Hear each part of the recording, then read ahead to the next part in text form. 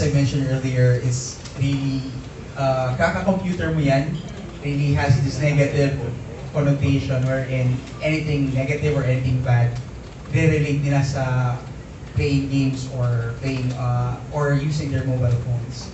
But in the past few years, our Filipino esport talents have bagged several championships, bagged several gold medals in SEA Games, and have proven themselves that gaming and esports can be a sustainable career.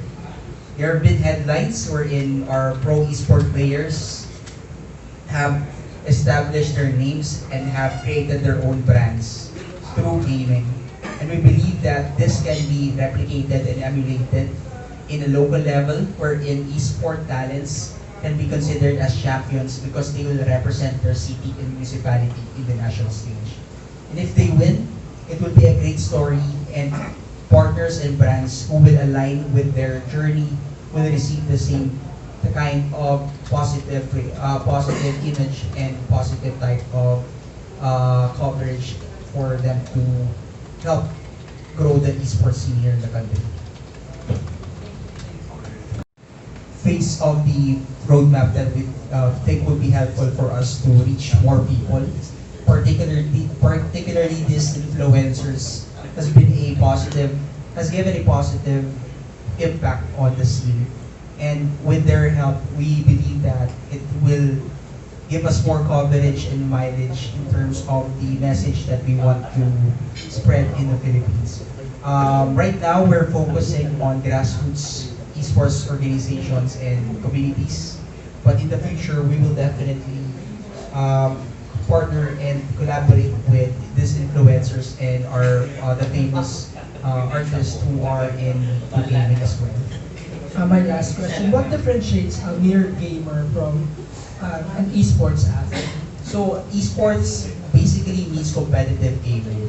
So if you're an esports player, if you compete in tournaments, if you play under a team, if you are if you're competing in matches in terms of if there's prize money or if there's what do you call this?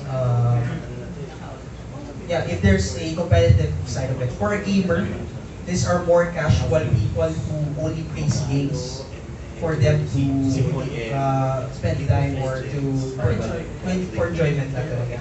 And I don't know if I mentioned this, but according to one study, the Philippines is #1 in terms of number of gamers. So 95.8% of Filipinos ages 16 to 64 have played games. So in terms of the market, in terms of the population, the Philippines is one of the biggest worldwide, and we also want to tap that gaming community for us to be able to really push our narrative that esports can be a good thing.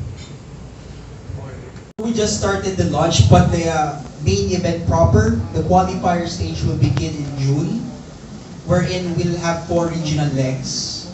We will divide the Philippines into North Luzon, South Luzon, Visayas, and Mindanao. The top 4 teams from each regional leg will then proceed to the group stage, wherein the ranked 1 teams of each regional leg will compete with the ranked 2 and lower of the other regions. And yung top 2 from each group will then proceed to the playoffs in August, and the finalists will be flown to Iloilo for the grand finals. So paano po yung mga gusto tumala, gagawin po nila? Yung mga gusto mag-participate? For to those who would like to participate, they can follow the E-Palarong Pambansa page, wherein we're looking where they can apply as the esports coordinator. The only thing they need to do is to ask for the approval ng SK President nila. So once okay na sa SK President nila, they can then appoint teams that they will choose to represent their cities and municipalities in this game's E-Palarong. Thank you po, sir. Likewise, sir. Congrats po sa inyo. Several factors including the number of players and the number of competitive teams that are currently playing in the Philippines for that particular esport titles. But the great thing about this is that we plan to expand to more titles as long for us to be able to provide to more gaming communities in the Philippines. But right now, these are the games that we see that has a lot of potential and has been featured in international esport events like the SEA Games. And saka, do you have plans in the future na parang to have competition for the celebrities? Kasi ang dami mga celebrity kapag break nila sa taping, dun sa TED, naglalaro sila ng mga mobile games. And may isang computer shop sa Tomas Morato na talagang puntahan ng mga artista para doon sila naglaro ng mga computer games naman. Yeah, definitely. And as I mentioned, iba talaga yung influence and the reach of this artist, and having them on board to promote the positive impact of gaming is something that we foresee doing in the future. Kasi parang most of We're still working and we're still thinking of ways wherein we can both reach the market that we want and as well as provide the necessary requirements and the guidelines para sa event. Because it's another tricky question because once we give the final say on ganito dapat, some communities might say something, and if we choose the other alternative, meron na masabi sa iba. So we're carefully discerning on what to do about this, and since this April we're still completing the esports coordinators pa naman, will announce the final decision on our Facebook page by ano nga yun? Sa May. Yes.